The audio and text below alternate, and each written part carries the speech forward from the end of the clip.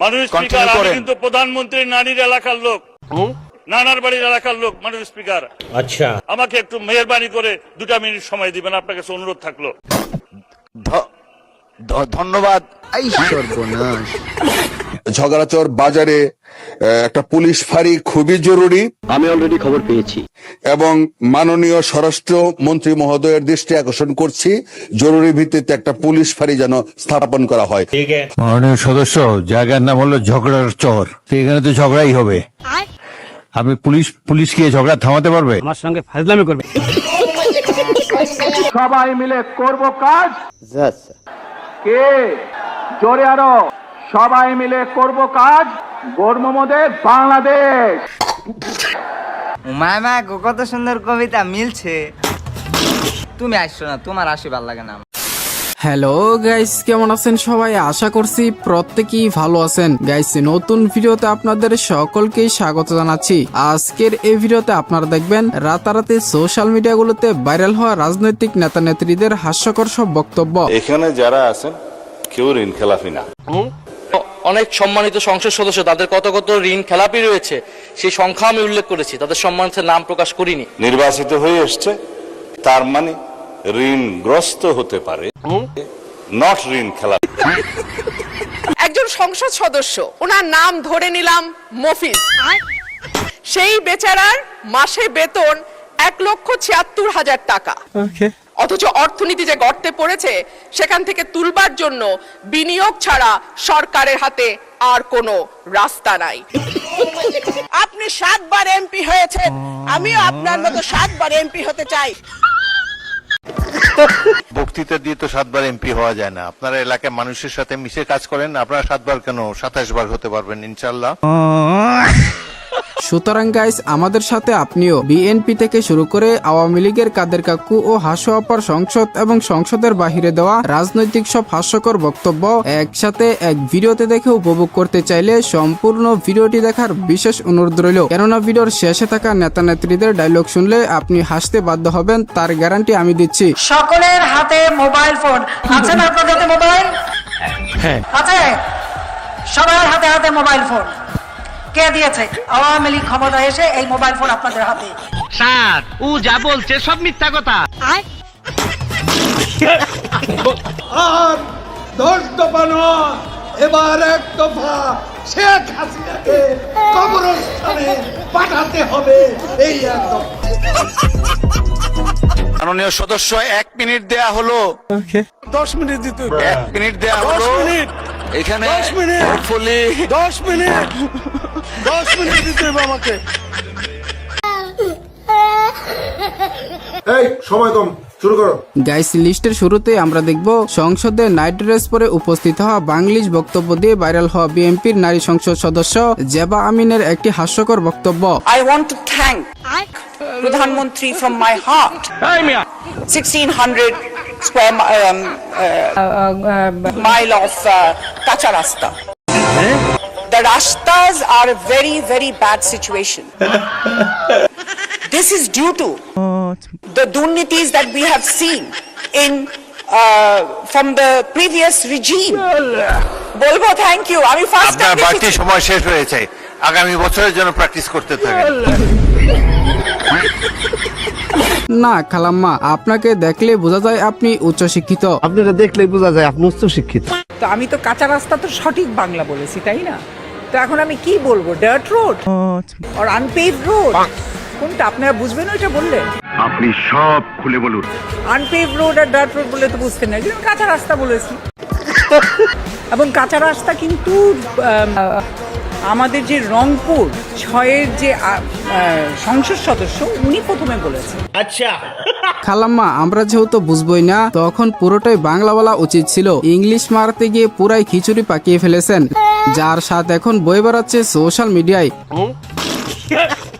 যাই হোক, এরপরে রয়েছে সংসদে রুমিন ফারহানার হাস্যকর কিছু বক্তব্য। মাননীয় স্পিকার, আমার আজকে 25টা প্রস্তাব ছিল, 25টাতেই আমি নাম দিয়েছিলাম, কিন্তু আমাকে সকালবেলা জানানো হলো একটার বেশি বলা যাবে না। আমাদের মাননীয় স্বরাষ্ট্রমন্ত্রী উনি অত্যন্ত দক্ষ যোগ্য ব্যক্তি, উনি সংবিধান যেমন ভালো জানেন, আমি নিশ্চিত উনি ওনার মন্ত্রণালয়ের ব্যাপারেও অনেক বেশি জানেন। সে কারণে একেবারে সম্পূর্ণ প্রশ্ন ঠিক ওই মূল প্রশ্নের আঙ্গিকে না হলেও আমি মাননীয় স্বরাষ্ট্রমন্ত্রীর দৃষ্টি আকর্ষণ করে বলছি, বাংলাদেশের মানুষের কপাল এমন যে মরার উপর খাড়ার ঘা সব সময় থাকে। পার্সোনালি আমি কোনো রাজনৈতিক দলের সাথে সম্পৃক্ত না থাকলেও কেন জানি সংসদে তার বক্তব্যগুলো আমার কাছে অনেক ভালো লাগে। আমি তো জানতাম আমি 300 জন সংসদ সদস্যের সামনে কথা বলছি, 300 জন হামের রোগীর সামনে তো মাননীয় স্পিকার আমি কথা বলছি না। আর সংসদে আমি যদি স্বাস্থ্যের প্রশ্নে বলতে না পারি কথা, সংসদ সদস্যরা যদি ভীত সন্ত্রস্ত হয়ে রোগাক্রান্ত হয়ে যান, তাহলে আর এই সংসদ চালাবো কেমন করে মাননীয় স্পিকার? জুনিয়র সদস্য আমার বুঝে আসে না। চুপ হারামজাদা, আমাকে কথা দিও টিকিটটা বাবলু কোলেকে পাইয়ে দিলি, তোর মেয়রের চেয়ারে আমি আপনার পার্টি আমাকে টিকিট দিক বা না দিক, ভোটে আমি দাঁড়াচ্ছি ওই বাবলু কোলের বিপক্ষে। ভোটের এখনো অনেক দেরি আছে, তার আগেই আপনি জানতে পেরে যাবেন কে জিতেছে, ওই বাবলু কোলে না এই বিন্দু মাসি। এই চলে আয় সবাই। এইটা আবার কে বানাইলি রে ভাই, একদম হুবহু মিলে যাচ্ছে। হোয়াটএভার গাইস, এরপরে রয়েছে স্বরাষ্ট্রমন্ত্রী সালাউদ্দিন আহমেদের হাস্যকর কিছু বক্তব্য। এই মজলিসের সম্মানিত প্রধান অতিথি আমাদের ইমাম, জাতীয় ইমাম জনাব তারেক রহমান দামাত বারাকাতুহু, হাজিরানা মজলিস ও নাজরিন। ভাইরে ভাই, সালাউদ্দিন আহমেদ সাহেব তিনি এটা কি বলেছিল তিনি নিজেও জানে না। মাননীয় প্রধানমন্ত্রী জনাব তারেক রহমানের পক্ষে আমি সালাউদ্দিন আহমদ মন্ত্রী স্বরাষ্ট্র মন্ত্রণালয় প্রস্তাব করছি। ভাই ও বোনেরা, আমি আপনাদের কাছে কথা দিচ্ছি যে আমি যদি আপনার নেতার মুখে কি হয়েছে? নিজে কথা কইতে লজ্জা পায় নাকি? উনি নিজের প্রশংসা নিজে করতে পছন্দ করেন না। আসল কারণ তো হলো তার মুখে গন্ধ। যার মুখে গন্ধ, যার মুখে গন্ধ। এইটা আবার কে এডিট করলি রে ভাই? তো এডিটটা যে করেছে জাস্ট তার হাতে নোবেল ধরিয়ে দেন। এনিওয়ে গাইস, এরপরে আমরা দেখব বিএনপি দলের আরো এক তেলবাস এমপি মনিরুল ইসলামের হাস্যকর কিছু বক্তব্য। মৃত্যুর আগেও মানুষ মুখে একটু পানি দেওয়ার সুযোগ দেয়, আপনি তাও দেন না। আমি জীবনে এত ভয় পাই নাই কোথাও, এখন আপনার সামনে দাঁড়াইলে যে ভয় লাগে। কেন? কারণ আপনি খুব নির্দয় মানুষ, কখন যে মাইক বন্ধ করেন ঠিক নাই। আগেরকার দিনের সংসদ দেখে বিরক্ত হইতাম, আর এখন সংসদ দেখে মজা পাই। আর এজন্যই হয়তো বর্তমান জেনারেশনের পোলাপাইন গুলো সংসদের ভিডিওগুলো প্রতিনিয়ত দেখে। আমাদের হাউসে আমাদের বোনেরা এসছে এমপি হইয়া, ভবিষ্যৎ আছে, লেখাপড়া জানা, কিন্তু বুঝলাম না তো কারা আপনারা ভিতরে কে? আপনারা এদিকে দেখতে পারেন, আমরা এদিকে দেখলে কি আছে এটা বুঝবো না, এটা ঠিক না। একজন অভিজ্ঞ প্রবীণ সংসদ সদস্যের কাছ থেকে হিজাব নিকাব নিয়ে এভাবে কটাক্ষ করে কথা বলা আমরা কখনো আশা করি নাই। যাই হোক, সো এরপরে রয়েছে বিএনপির আরো এক সংসদ সদস্য ফজলুর রহমানের বেশ কিছু হাস্যকর বক্তব্য। আর বক্তব্যের পরে বলবে আমরা কি মুক্তিযুদ্ধ করি নাই? যেমন বিরোধী দলের নেতা বলেন, উনাকে আমি অসম্মান করি না, সব সময় মাননীয় বলে কথা বলি, কিন্তু উনার দলের লোকজন এখানে বসে আছে, তারা আমাকে ফজা পাগলা বলে কথা বলে। উনি একদিন এটা না ভাই, উনাকে একটু সম্মান দেওয়া উচিত ছিল। দিন শেষে তিনিও তো আমাদের সংসদ সদস্য। কথা সত্য। বলেন তো ফজলুর নামটা কিভাবে আসছে জানেন? কিভাবে? 3টা জায়গা থেকে 3টা অক্ষর নেওয়া হয়েছে। ফজলু প্রথম আসছে ফালতুর ফ থেকে, জ আর ল, এই 3টা শব্দ নিয়ে ফজলু হয়েছে। এটা বাংলাদেশের মানুষ জানে।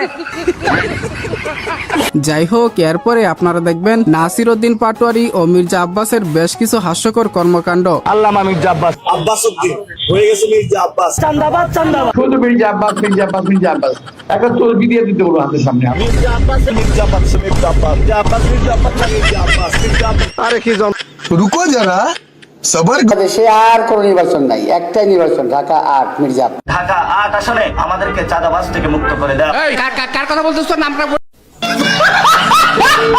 সত্যি ভাই, ঢাকা ৮ আসনের নির্বাচনটা ছিল বেশ অন্য লেভেলের। ঢাকা ৮ আসনের নির্বাচনটা আরো 2 মাস পিছিয়ে দিলে আরো ভালো হতো। না মানে ভাই, মন খুলে একটু বিনোদনগুলো এনজয় করতাম। পাকিস্তানের একজন গ্যাংস্টার আছে দাউদ ইব্রাহিম, তো ঢাকা 8-এ এই ধরনের দাউদ ইব্রাহিম চলে এসেছে।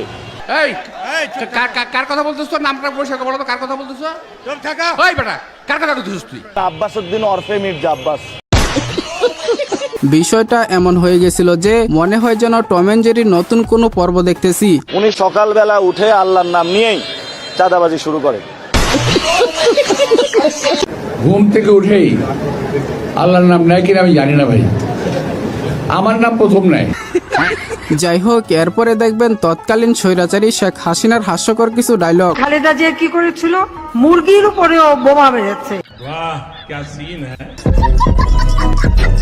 তো বেগুন দিয়ে বেগুনি না খেয়ে আরো যে সবজি সহজলভ্য আছে সেটা দিয়ে খেলেই হয়, আমরা তাই খাই।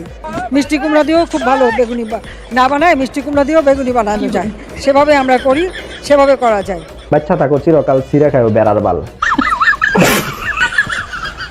দেখলেন তো গাইস, ওই সরকারের আমলে আমরা কতটা সুখে ছিলাম। পেঁয়াজ ছাড়া তরকারি, তেল ছাড়া রান্না, এমনকি বেগুন ছাড়াও তিনি বেগুনি বানানোর টিপস দিয়েছেন। আর কি লাগে বলেন? মাংসের পরিবর্তে এখন কাঁঠাল, এবং এই কাঁচা কাঁঠাল, এই কাঁঠালের কাবাব হয়, কাঁঠালের বার্গার হয়। আপনি পাগল। না ভাই, উনাকে হারিয়ে আমরা সত্যিই খুব দুঃখিত। হাসু আপার মতো এরকম সুস্বাদু রান্নার টিপস অন্য কোনো নেত্রী আর দিতে পারে না।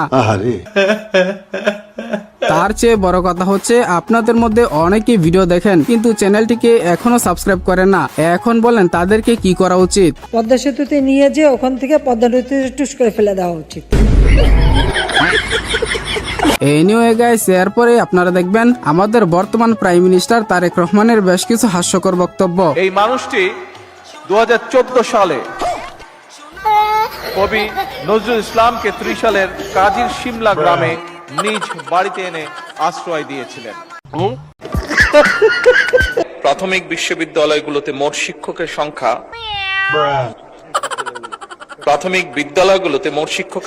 3,76,489 জন। প্রাথমিক বিশ্ববিদ্যালয়গুলোতে মোট শিক্ষকের সংখ্যা যেহেতু লিডার বলছে এটাই সঠিক, এতদিন হয়তো আমরা ভুল শিখছি। সেই বদরের যুদ্ধে হযরত আয়েশা তার নেতৃত্বে পরিচালিত হয়েছিল, তার নেতৃত্বে যুদ্ধের সকল সরঞ্জামাদি সরবরাহ করা হয়েছিল, তার নেতৃত্বে যুদ্ধে যারা আহত হয়েছিল সেই মানুষগুলোকে নার্সিং দেওয়া হয়েছিল, ট্রিটমেন্ট দেওয়া হয়েছিল। আচ্ছা, জাতীয় ইমাম জনাব তারেক রহমান যখন 1979 সালে নির্বাচনের সময় আসলো, সেই সময় মৌলানা ভাসানী শহীদ রাষ্ট্রপতি জিয়াউর রহমানকে বললেন, তোমার হাতে আমি ধানের শীষ তুলে দিলাম। বুঝলাম না গাইস, মাওলানা ভাসানী মারা যাওয়ার আরো 3 বছর পরে তিনি কিভাবে দানের শীষের প্রতীক হাতে তুলে নিলেন? আমি বুঝি না, আমার মাথায় ধরে না। আমি তো বুঝি না, মাথায় ঢুকে না। 1 মিনিট ভাই, 1 মিনিট দাঁড়াও। এই যারা স্লোগান দিবা এখন বুঝবো যে অন্য কেউ তোমরা গোত্ত গোত্ত।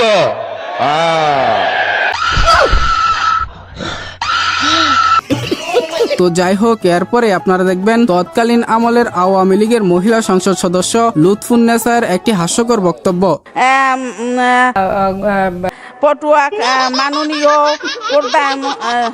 পটুয়াখালী জেলার মেডিকেল কলেজ প্রতিষ্ঠা করা হয়েছে। পায়রা 3য় সমুদ্র বন্দর এবং 3য় 1320 মেগাওয়াট। বিশ্বাস করেন গাইস, আমি যখন ক্লাস 3-তে পড়তাম তখন আমি ঠিক এভাবে বাংলা রিডিং পড়তাম। আপনারা দেখলে বোঝা যায় আপনি উচ্চ শিক্ষিত। গাইস, এরপরে আপনারা দেখবেন আওয়ামী লীগের সেরা হাস্যকর কমেডিয়ান সংসদ সদস্য ওবায়দুল কাদের ওরফে কাওয়া কাদেরের বেশ কিছু হাস্যকর বক্তব্য। পালাবো না, প্রয়োজনে ফখরুল সাহেবের বাসায় গিয়ে উঠবো। কি জায়গা দেবেন? না হলে ঠাকুর গায়ের বাড়ি আছে না। ভালো হয়ে যাও মাসুদ, ভালো হয়ে যাও, তোমাকে আমি অনেক সময় দিয়েছি। তুমি ভালো হয়ে যাও। A few moments later. তুমি এখানে সব আর কি পুরোনো খেলা শুরু করছো, তুমি কি কোনোদিনও ভালো হবে না? তুমি কোনোদিনও ভালো হবে না। এখন মাসুদ, রহিম, করিম সহ সকলে ভালো হয়ে গেছে। এমনকি আপনার নেত্রী শেখ হাসিনাও ভালো হয়ে ইন্ডিয়ায় অবস্থান করছে। সো গাইস, এরপরে আপনারা দেখবেন প্লে স্টোর থেকে 30 দিনে ইংরেজি শিখুন বইয়ের live version video. She has made us feel lighter. She has made us look smarter. She has shown us out of darkness. বন্ধ করতার এফএম রেডিও। আসলে গাইস, ওবায়দুল কাদেরের নামের মাঝেই কেন জানি একটা বিনোদন ভাইব রয়েছে। তিনি যেটাই বলেছিলেন সেটা নিয়ে মিম ক্রিয়েট হয়েছে। কেমন আছেন আপনারা? মুরব্বীরা কেমন আছেন? ভাইয়েরা কেমন আছেন? মা বোনেরা কেমন আছেন? তো যাই হোক গাইস, এই ছিল আমাদের আজকের ভিডিও। তো এই ভিডিওতে থাকা কোন নেতার কোন ডায়লগটা আপনার কাছে সবচেয়ে বেশি হাস্যকর বা ফানি লেগেছে সেটা অবশ্যই কমেন্টে জানাবেন। ভিডিওটি ভালো লাগলে অবশ্যই একটি লাইক দিয়ে চ্যানেলটিকে সাবস্ক্রাইব করে দিবেন। তো কথা হচ্ছে শীঘ্রই নতুন কোনো ভিডিওতে। তৎক্ষণাৎ সবাই ভালো থাকুন, সুস্থ থাকুন, খুদা হাফেজ।